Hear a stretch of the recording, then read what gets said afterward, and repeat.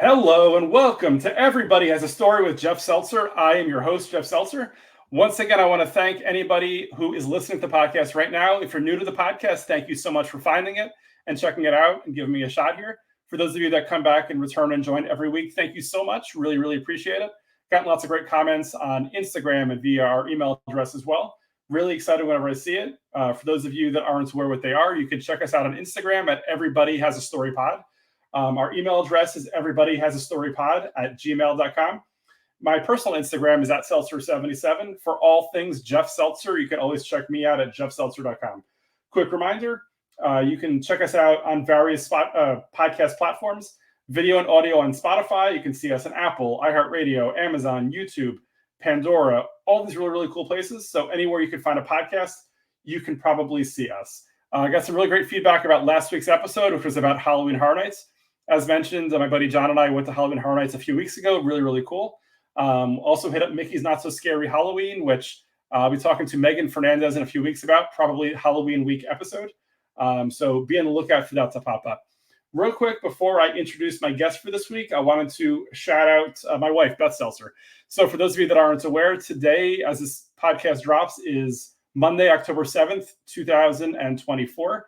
For those of you that aren't aware, I was married, or our wedding was on October 10th, 2004. So this week will officially be our 20-year wedding anniversary, which is insane. I'm 47 years old, been married for 20 years. I've been with Beth now for about 23 years. So basically for half my life, I've been with Beth and then, eventually married to her, which is just a surreal thing to think about, right? I mean, life's been amazing since I've been with her. Love her to death. We've had a great, great life for the last 20 plus years, 2 awesome kids. So again, just really happy and really thankful for the life that I have, and super, super excited for, everything Beth and I have together, and excited for our journey that we've gone on and what's to come. So again, if Beth is listening, thank you as always, love you, and happy anniversary. With that said, wanted to introduce my guest for this week, Zach. Welcome to the show, Mr. Zach. How are you today?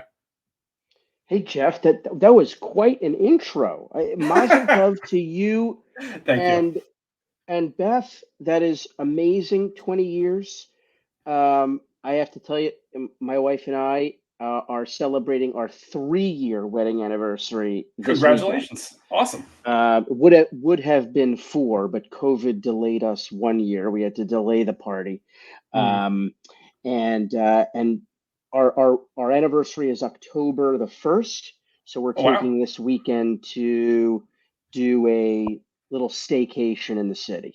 Very awesome. Very awesome. Funny that you should have an anniversary right around the same time. But congrats to you and Beth. That's awesome. 20 Thank years. You. Holy cow. Yeah, it's a crazy time of the year. So in full disclosure, my birthday is September 30th. My oldest daughter's birthday is October 9th. So while I did mention my wedding anniversary is the 10th, her birthday is the 9th. She's turning 17 this week, which is crazy because, as you know, in the state of New Jersey, when you turn 17, you can get your driver's license. So that's definitely an experience. Super excited to see her take the test. Hopefully she does well with it. I'm sure she'll do fine. But, to have a third driver in the house is just surreal at this point, right? You think back to when she was a baby and kind of see them when they're younger, to now fast forward to 17 years old. It's just mind blowing. Well, I'll make the cliche joke to stay off the roads then in that case. It's funny that my wife and I 3 years, and what was I just going to say? You mentioned your wedding anniversary. You're talking about am I talking about my daughter's license? October 1st is your wedding anniversary, staycation in the city. Oh, you were talking about your birthday. That's what it was. So happy early birthday to you. And then I promise we'll get on to much more interesting topics. We won't just talk about boring dates and things like that. But my birthday, my wife's birthday is February 24th. Okay. My birthday is February 28th. Oh, wow. Our son's birthday is March 8th. So all of our birthdays are within 2 weeks of one another, and we're all Pisces. Oh. And he's definitely a Pisces because he does not want to get out of the bath. But yeah, thank you so much for having me. We're a couple of New Jerseyans here, and a couple of big wrestling nerds, and it's been fun seeing you around the convention circuit and getting to know you. And yeah, Happy to talk to you. Awesome. Well, again, Zach, thank you for joining. So for those of you that aren't aware, Zach and I met, I'm going to say probably about a year ago or so, probably virtually. So for those of you that don't know, Matt Cardona and Brian Myers, former WWE wrestlers Zack Ryder and Kurt Hawkins, they have a Patreon and a podcast where they talk all things wrestling action figures and collecting and just professional wrestling as a whole. For myself, I'm a long-term wrestling geek. I've been watching wrestling since, I would say, 1986. I think the first match I ever saw on TV was like Randy Macho Man Savage beating Tito Santana for the Intercontinental title. That's my first memory from wrestling. Zach, I think, is a few years younger than me, so he probably started watching a little more recently. But with that said, both of us are just old school wrestling dorks, I would say. So with that said, within that podcast, the Patreon, they also have a Facebook group, which is where, you know, people kind of like with like-minded individuals, like-minded interests interact. So via that Facebook group, we just started talking, and we realized that we had a bunch of different things in common. Specifically, we're both in Jersey. We both go to some of the same conventions. We both have some commonalities that some of these conventions are, let's say, run better versus some of them are run worse. We were kind of, you know, comparing notes on stuff like that. And then eventually, in talking to Zach, recognized that he used to work for WWE or World Wrestling Entertainment, which completely blew my mind. Really, really exciting. So I never actually got to talk to Zach about his experiences working there. So I wanted to use this opportunity to learn a little bit more about what he's done. So taking a step back myself, I used to work for a company that worked with M&M Mars. So from 2000 to 2002, I worked with M&M Mars, who at the time, between Snickers and Twix, were huge sponsors of WF at the time, now WWE. So we like Snickers Crunch presents WrestleMania, things like that. So through that, I was able to get access to some events, got into some things. Years later, I worked for Post Cereal, Post Foods. We had John Cena on the cover of Fruity Pebbles. So I got some ridiculously great experiences and some great just things I got to do through that, whether it be hang out with John Cena on the set for the day, filming a commercial, to some other just really, really crazy stuff. Like Stephanie McMahon came to our office, which for me as a wrestling fan was just surreal. To everybody else in my office, they're kind of like, who is this Stephanie person? I'm not really sure. So lots of different things like that. But with that said, again, I worked quite a bit with WWE. I don't know that I ever met Zach when I worked with WWE, but of what I heard, or it seems like we might have had some commonalities. So before getting into that, I want to get a sense of from Zach, like how, growing up, I guess, did you ever have a fantasy or ever have a thought that you'd work for them, or kind of like what was your mindset, I guess, initially? Oh yeah, absolutely. When I was probably not until I was in high school or something like that, and I knew that their offices were right there on 95 in Stamford, Connecticut, which is not too far from where I grew up and where I lived. I grew up on the border of Queens and Long Island, big wrestling fan. So yeah, I think I always kind of wanted to do something in an area that I was a fan of or interested in. You know, that began with starting my career in television. When I was in college, I was an intern for The Daily Show with Jon Stewart. Oh, wow. And which I was a huge fan of, and just managed to work my way into their internship program in college for credit. Yeah, so I always kind of had an idea that it was possible. But getting the gig was absolutely a dream scenario, and it happened many years after I first applied to work there. When I was a senior in college, I applied to be a part of the writing team, the traditional TV creative writing team. You know, all the cliches. Creative has nothing for you, right? Right. And I wrote a sample. I wrote a script sample for that. I think it was actually a multi-part thing. I can't remember how long it was, but I was turned down flat. But I had done phone interviews there, and I was working with a recruiter there. And then several years later, when the opportunity came to work for WWE in a different capacity, worked with the same recruiter, and he had remembered me from several years prior. Right. So yeah, finally happened. It was the right fit at that time. This was 2010, I want to say 2011. Yeah, and then I was there for several years. Nice. Yeah. So when you first originally, I guess, started applying there as a writer, like, again, as a longtime wrestling fan and reading all sorts of things and hearing things, I was under the impression, or a lot of what I'd read was they were looking for more like traditional, like Hollywood writers, like, or TV writers. did you get the sense they were looking for that and they didn't kind of, I guess, include you because you didn't necessarily have like that TV experience, or did they ever give you a reason why you weren't fit for the role, I guess? I think I didn't get the role because my sample was trash. I think that's the real reason. But I was applying for a more junior entry level, straight out of college, creative Right. writing job, and I think the role was going to be more a gopher who could then work your way up, and just kind of be there, be in the room, and learn from other guys. But look, when I wrote that sample, I had no idea what I was doing. I was like, I think this is what they want, you know. Were you writing? I'd love to read it at some point if you'd ever let me to, but if you still have it. I don't know if I have it anymore. I could look for that. That's actually interesting. I should go look for it. Yeah. Were you writing it more as like a fantasy wrestling thing? Like I'll tell you this. Like, so when I was in college, it was like the mid '90s, and I was super bored in the class. I was just telling Beth about this like a couple of days ago.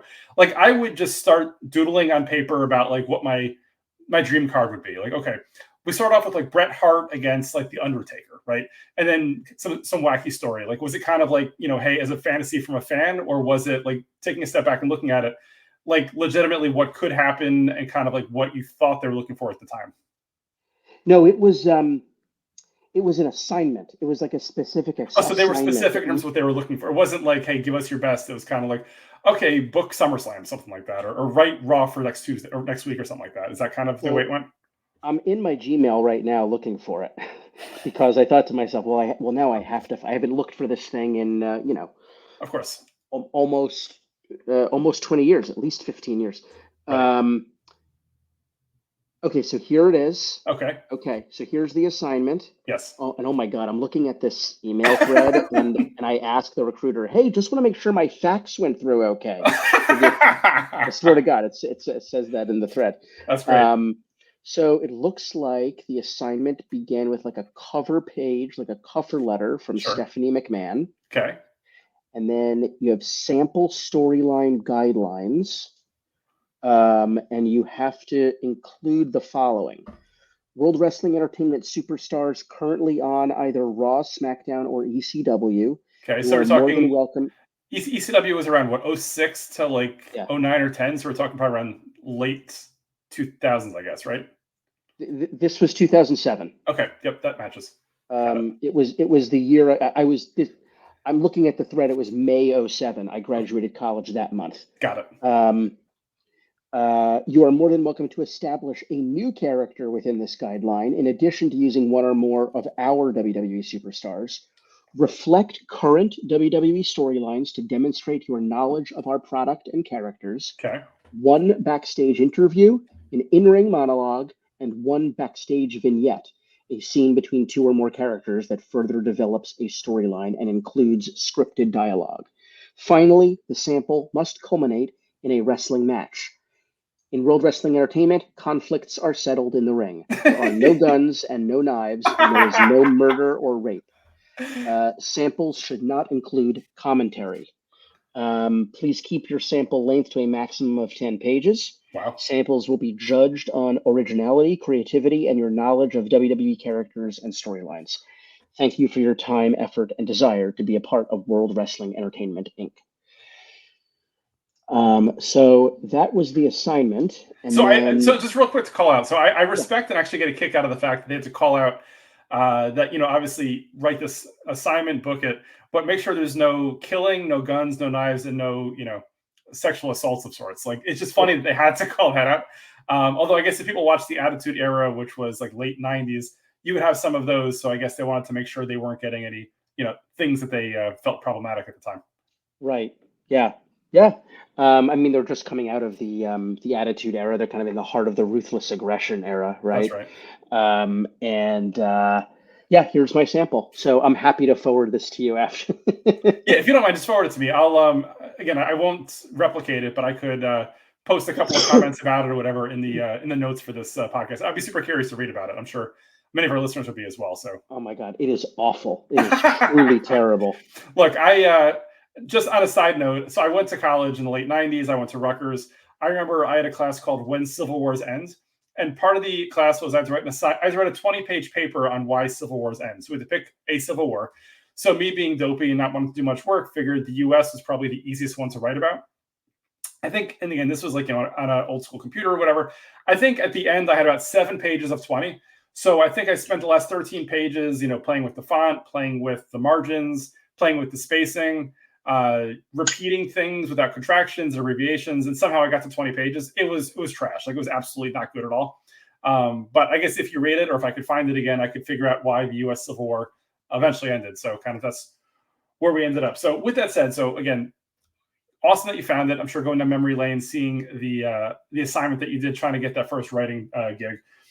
Per your LinkedIn, it looks like you were a digital producer at WWE from 2011 through February of 2015. Again, per your words, content creator for WWE's digital channels, web, social, YouTube, and streaming.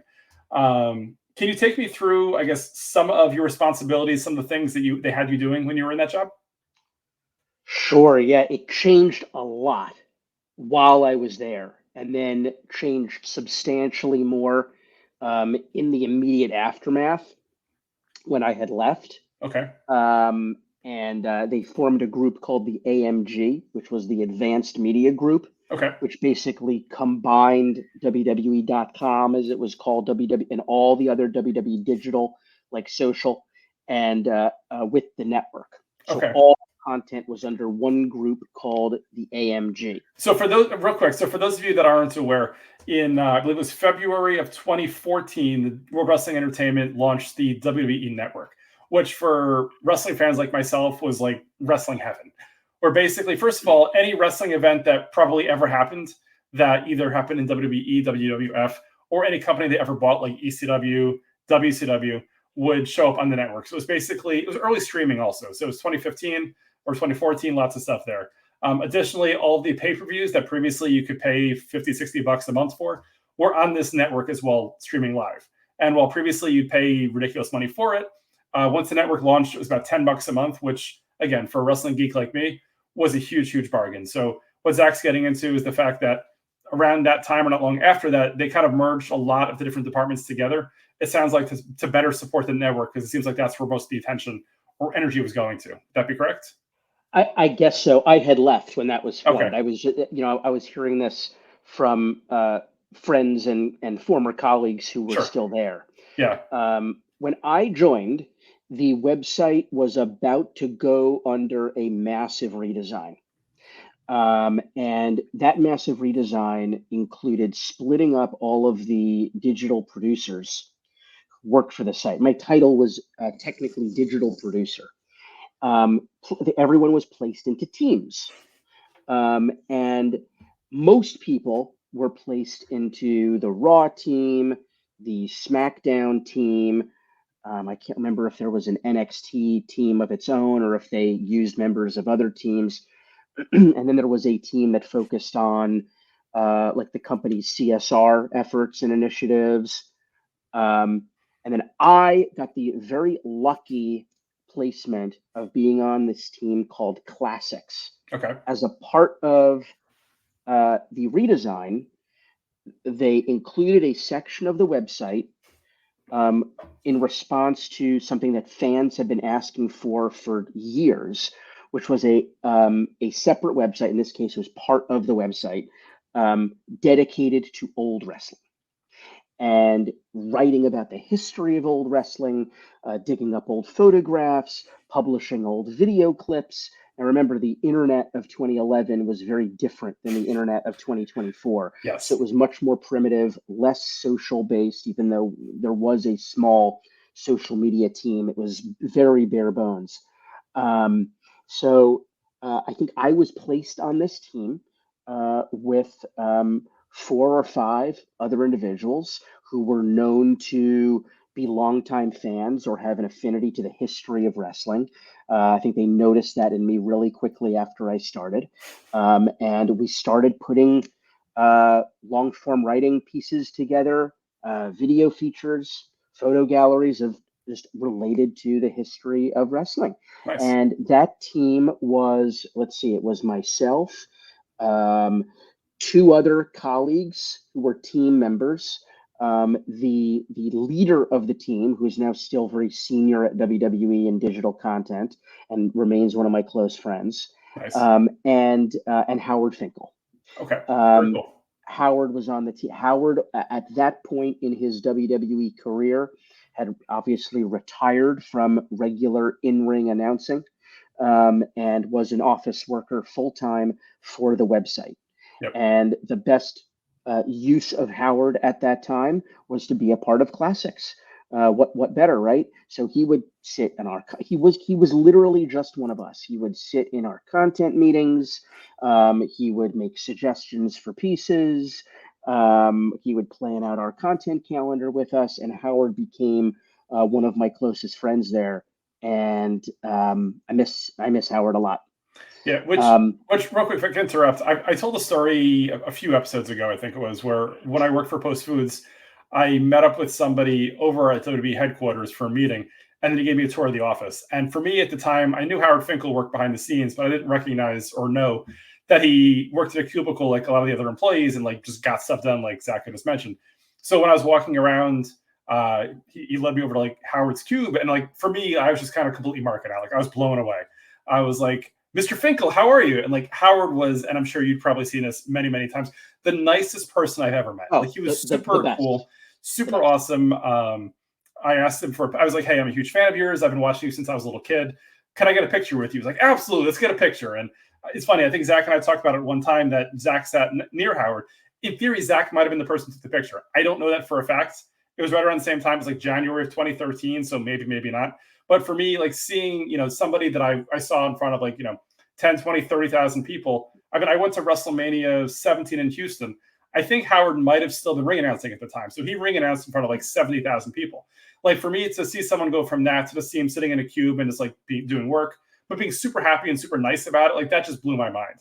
And then seeing him a few times afterwards at WrestleMania Access and at conventions, he remembered my name every time, which to me just blew me away. Like this guy who in my eyes was like an icon should have no idea who I am, but like he recognized me, gave me a hug every time. It was just really, he was just an amazing guy. Like I really, in the short time that I got to know him, really liked him a lot. He was great. Incredible guy. And I have a bunch of stories about Howard, so many stories. And they're all fun stories that wrestling fans would flip out about. What I will say is the floor where we worked had very much a newsroom kind of vibe with very kind of low sitting cubicles. And that was very much the vibe of the office as well. Right. We'd pop up, we'd shout across the office. We always had the TVs going with wrestling on. And I doubt I took the picture because I was kind of several desks away from Howard. Okay. But there's no question about it that you walked by my station. Right. No question about it, unless I wasn't there that day for whatever reason. I'll skip a lot of my Howard stories. So you want to talk Howard stories, I'm happy to, but I have so many of them. But if we want to segue into figure talk, here's a good segue. How about this, Jeff? So sure. So while Zach's getting up, real quick here too. So as I said before, we met on let's say a wrestling action figure Facebook group. So both of us love collecting figures. For me, the last few years, I mean, I've always collected figures since I've been a young adult, which is weird to start, but I didn't really have money before then. But more recently, my hobby's been buying action figures and getting them signed by the actual wrestler. Zach, I know, has a huge passion for the same. As we were at a convention back in, I want to say it was May or so, and he had a number of them that he had from like old school wrestlers he was just bringing to get signed, which look amazing. So I'm sorry, Zach. But here's the difference. Here's the difference between you and I, Jeff. Yes. If I know two things about Jeff Seltzer, yes, it is A, the only punctuation you use are ellipses. Correct. Big fan of the dots. Yes. Love the dots. You'll never let a comma in your way. Nope. Forget it. I don't trip over the comma. Just go with the dots. Absolutely. Keep going. It's almost like I kind of run out of like, I'm talking, and kind of the thought is there, but I'm not going to continue what I'm saying. So you can kind of figure it out. Right. If anybody's ever texted with Jeff Seltzer, you know I am right. 100%. The second thing I know about Jeff Seltzer is you will spend an enormous amount of money on getting things signed, and there is no one that you wouldn't get an autograph from, and any item that the major Bendy's company puts out, you're buying it. So I'll say this. I think you're probably about 99% correct. There's a couple of, let's say, problematic living wrestlers that I probably would not pay for. Name one. Name one. Say it out loud. Ric Flair. Oh, really? Oh, yeah. Man, that's so sad. No, I mean, it's one. I know he's a classic. First of all, I've never been a fan of Flair. It's very controversial to say. But with all the stories that came out, if I met him 30 years ago, maybe I would have gotten an autograph or a picture with him. But more recently, especially with more and more stories out, that Vince McMahon also. I mean, I don't know that I'd pay for a picture with Vince at this point. Specifically with the documentary that came out recently. Yeah, I think I wouldn't do Vince at this point. I'll come back to Howard in a second. But since you mentioned Flair, so I'm going to turn my laptop to hopefully show you some of my shelf here. That's cool. Very nice. So I'm moving that out of the way because that I just spoiled that. But it was a good one though. But we'll and keep in mind only about 1% of my listeners watching videos, so maybe we can describe what we're seeing as well. So I've got a shelf here of a lot of my signed action figures, and I have to make very difficult decisions because I have limited space. Of course. But you mentioned Ric Flair, and I'm not the biggest Ric Flair. He was never my guy, right? Okay. I have my guys, and he was never really my guy. But I do have Ric Flair items that are some of the jewels of my collection. So let me just show you a few here. So for those that are listening, this is the Mattel. I think you were with me when I got this done. Yes, back in Morristown, back in May. Yes. In Morristown, yeah. So I had a few signatures on here already, and I got it completed at that convention in Morristown. This is the Hall of Fame 4 Horsemen 4-pack that Mattel put out with the 4 horsemen that were inducted into the Hall of Fame. So Ric Flair, Arn Anderson, Barry Windham, and Tully Blanchard all signed by all 4 of them, and then their manager J.J. Dillon signed in the center as well. Awesome. One of my favorite pieces in my collection. I need to get a case for this. Then I'll show you this. So I have almost this entire set signed. It's the 1998 version of the WCW original San Francisco Toy Makers. Very cool. And I got the first one I got signed was Bill Goldberg was doing a signing at I Play America in New Jersey. Down at Freehold. Yep, I'm familiar. And so I said, I got to get something signed by Goldberg. So I said, I'll get his rookie figure signed because I love getting rookie figures signed. Yep. So that was from the same set. Nice. 1998. This was Bill Goldberg's rookie figure. And when I got this signed, and Brian Myers recommended I get it done in yellow paint pen. I had never used a paint pen before. He was right on the money. It turned out awesome. It definitely pops with the yellow. Love it. And after I got this done, I was like, this set is awesome because it has these big windows, these big bubbles. They're perfect for signing.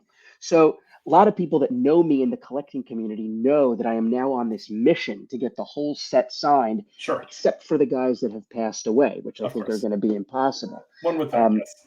And so I have Ric Flair from that set right here. That's where that is. There it is.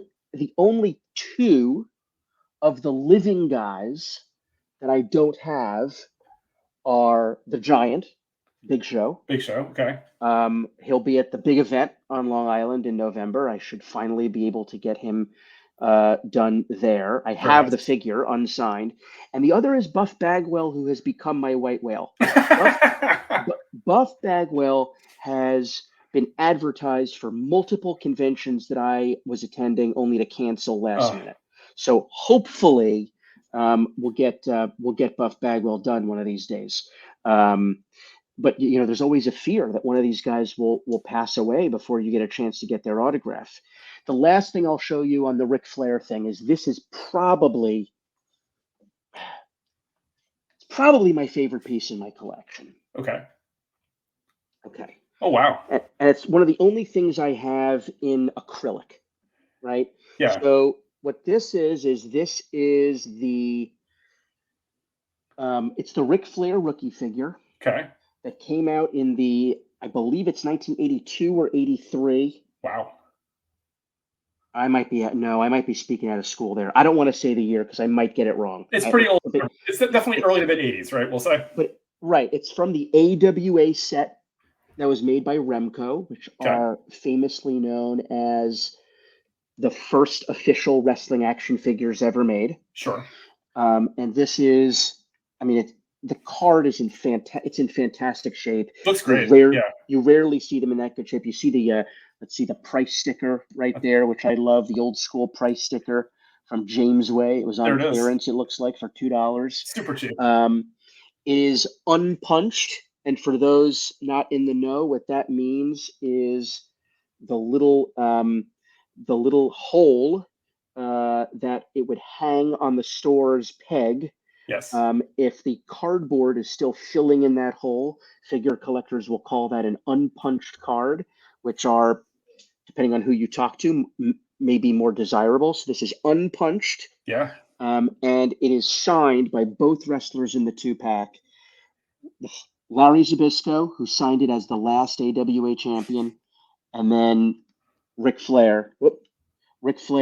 Nature Boy Ric Flair 16X, and he does charge more for that Nature Boy inscription. Of course. And I got 3 autographs from Rick that day. One was on Horseman, one was on this WCW figure, and then on this Remco. And I thought, well, if I'm going to get Nature Boy on one, it's going to be on this Remco to match with the last AWA champion inscription that Zbyszko left. So that's my favorite item in my collection.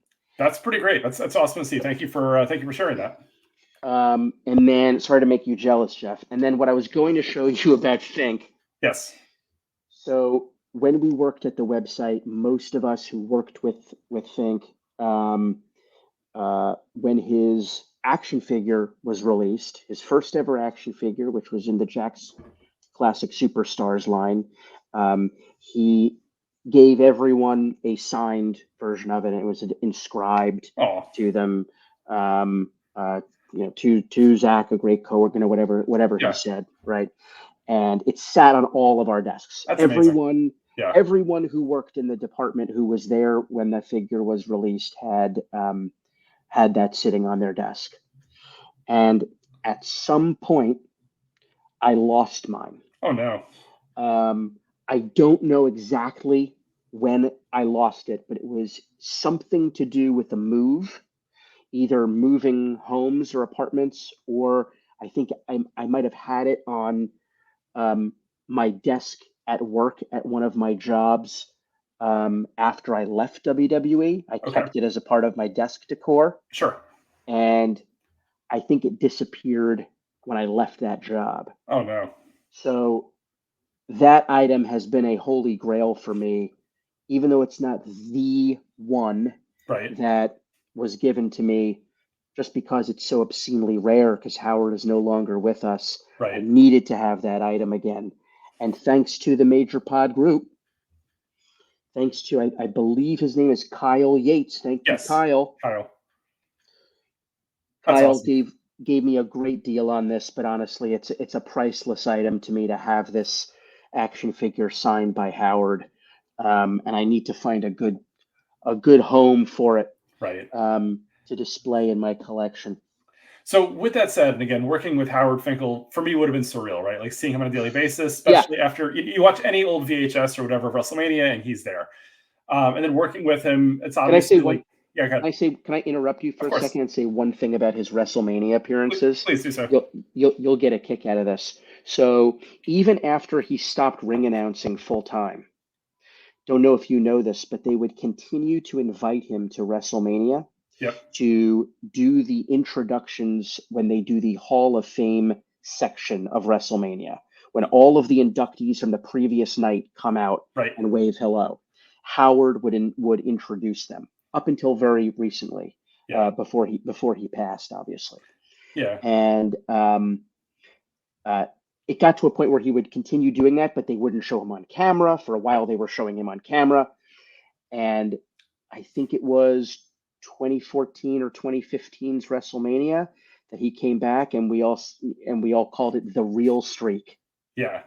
Which he had performed at every WrestleMania, from WrestleMania 1 to WrestleMania 30 at very least. And so we would say, who needs The Undertaker?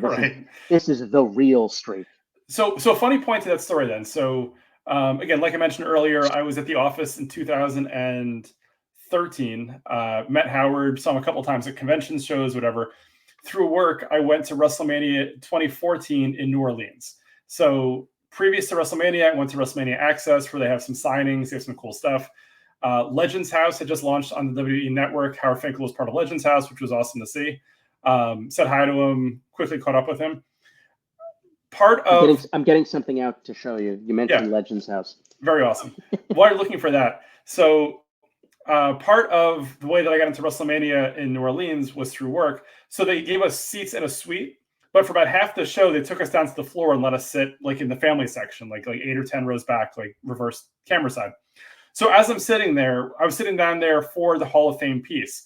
And as Howard leaves the ring area, I think he was in the dark announcing it, but he was there. He walks away from the ring. He looks over. He looks me right in the face. He goes, "Jeff, how are you?"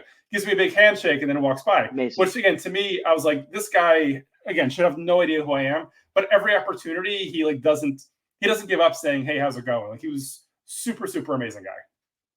Amazing guy. And again, I could tell you so many stories about Howard. Let me show you this Legends House piece that I've got. This is another one of my favorite things in my collection.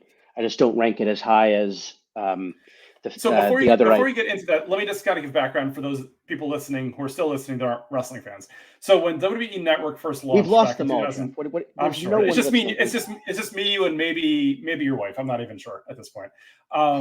So Legends House was a show that they filmed around the WWE Network time, whatever. Basically, it was back when like VH1 had the Surreal Life, they had Road Rules, Real World, stuff like that.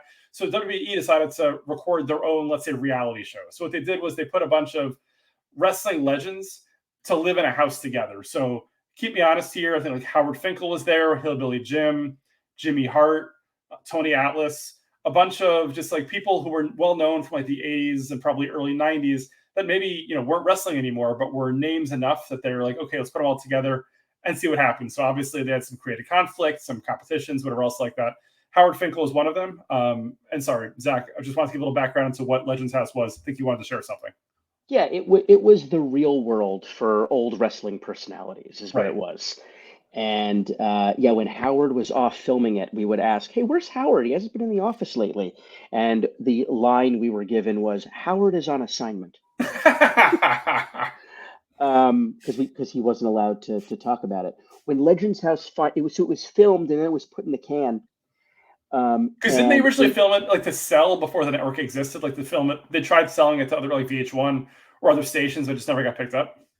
No, as I understand it, it was intended to always be part of the network launch, but it got delayed multiple times, right? Yeah, right. The launch of the network was just heavily delayed. Gotcha. And when it finally came out, I was working for the website, and the website would do written recaps of every episode. That's what WWE did back then. I think they still do written recaps of Raw and things like that to some extent. And I was tasked with writing those recaps. Right. And Howard and I had a great relationship. So Howard gifted me this.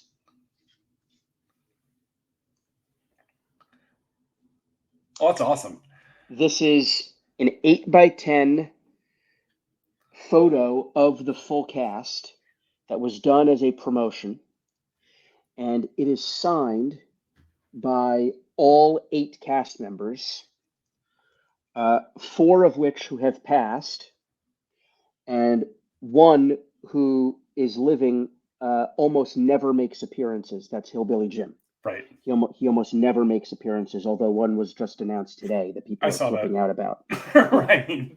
Yeah, so that's pretty insane. I mean, that's a great souvenir that obviously it commemorates her time there when this launched. But B, again, like oftentimes with autographs, it's a tough situation because a lot of these wrestlers that we get autographs of, obviously we all have a limited shelf life, right? None of us are going to live forever.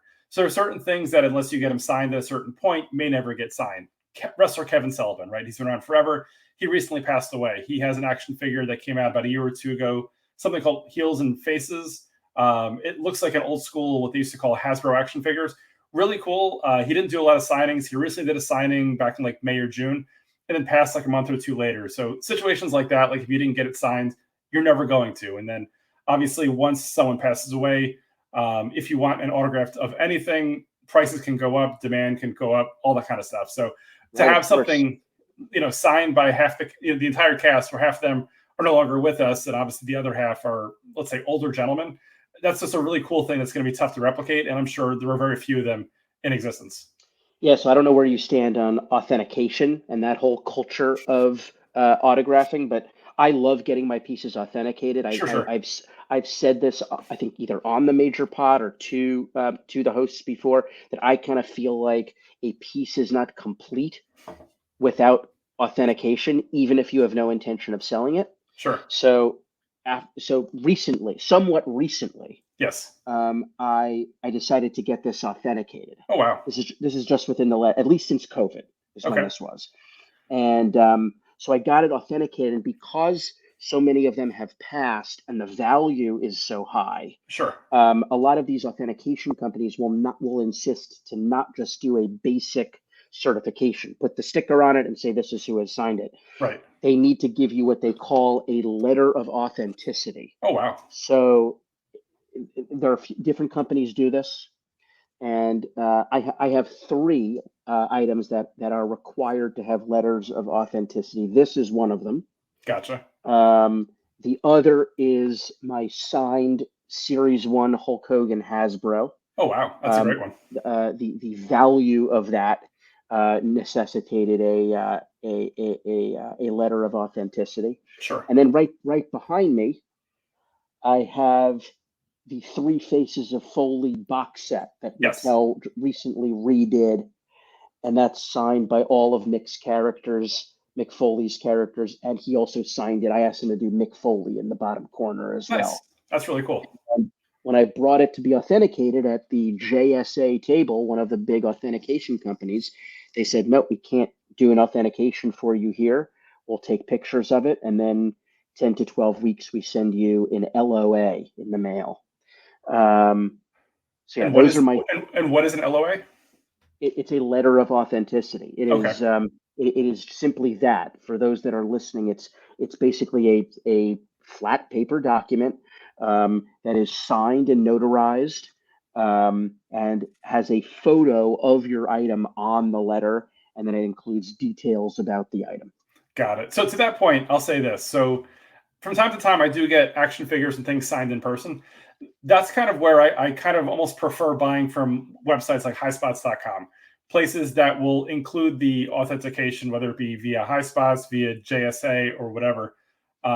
Just because for me, I mean, most of these places or a lot of these conventions don't have on-site authentication. So it feels like it's a lot more complex versus if you buy it already authenticated. It feels like it kind of skips a step for me. I don't know. I don't know if that's true. A lot of the conventions I go to do have JSA or one of their competitors on site. If it's a competitor that I don't feel is one of the that simply isn't one of the top in the industry, I'll probably forego it. And then what I'll do is I will bring previously signed items to a convention where JSA is appearing, because they make appearances frequently. Do you have to bring proof or any kind of like whatever or documentation, or you shows them they kind of like match it up with previous autographs they've seen and say, yep, that looks good? The latter. Yeah. You can bring proof. When I was getting my Hogan done to get the LOA on it, I showed a photo of Hogan signing it and then me and Hogan holding it up. So I think that didn't hurt. But yeah, for the most part, and that's why some of these companies are very controversial. Sure. Because all they're doing is they're looking for two things. One, they check to make sure it's live ink and not a stamp. Okay. That's number one.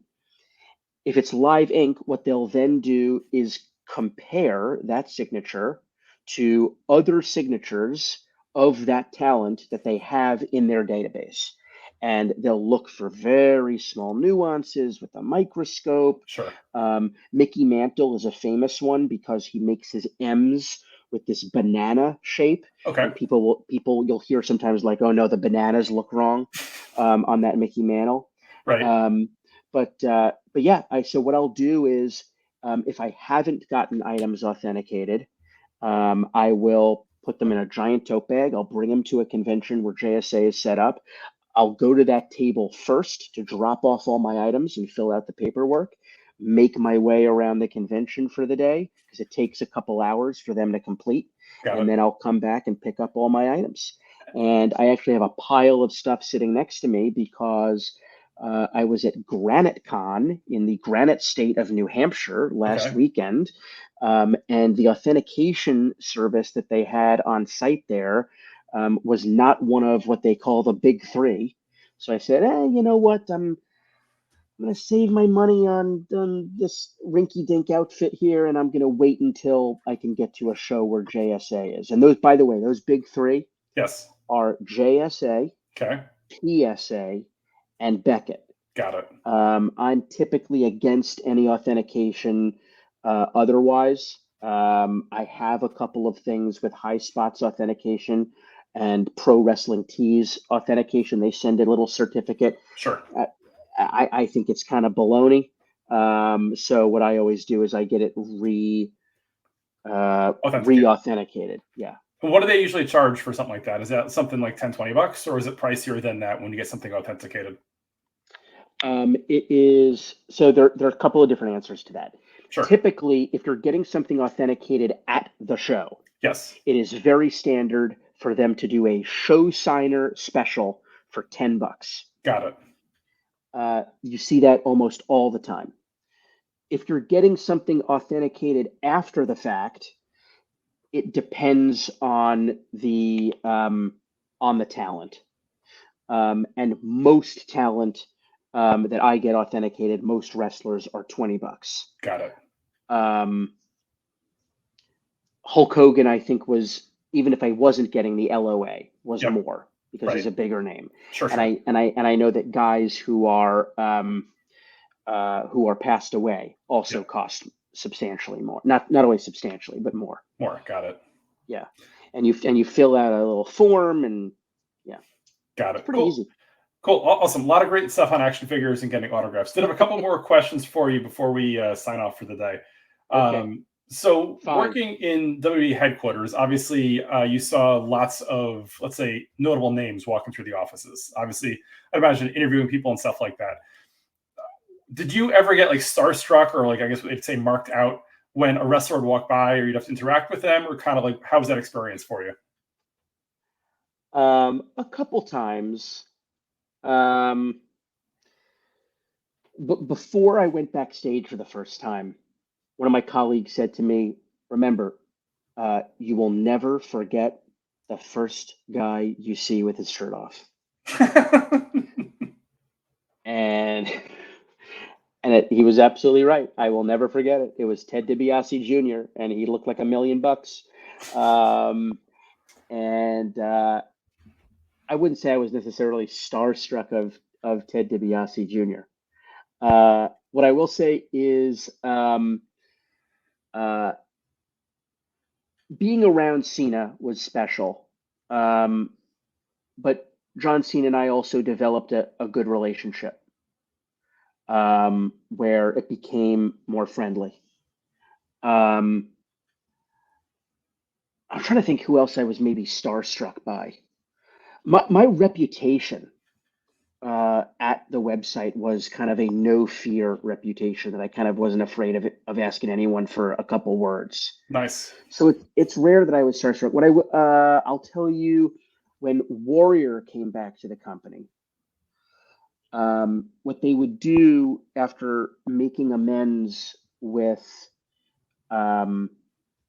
wrestlers who had previous falling outs with the company is they bring them to the offices.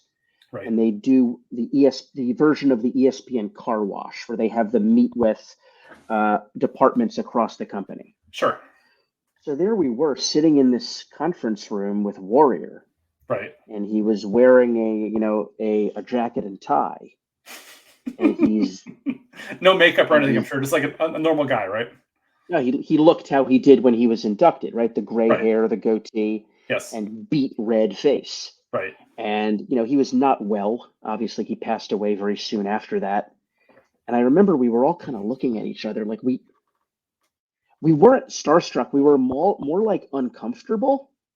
Sure. Because we were like, this isn't the Ultimate Warrior. This is just some beat red man. Right. And it was like kind of sad. I did at Madison Square Garden when he was inducted into the Hall of Fame, interview Donald Trump. Okay. That was definitely interesting. Whatever you think of him politically, he was a very nice guy. Nice. He was fun to talk to, and he was more than happy to give me a few words. Very cool. And immediately after I finished interviewing him, I turned around and Arnold Schwarzenegger was right there because That's surreal, right? he was inducting Bruno Sammartino that night. And Right. because I had just finished interviewing Trump, I was actually the one who introduced the two of them, and they shook hands. Wow. Uh, Also, when Bruno Sammartino was being inducted into the Hall of Fame,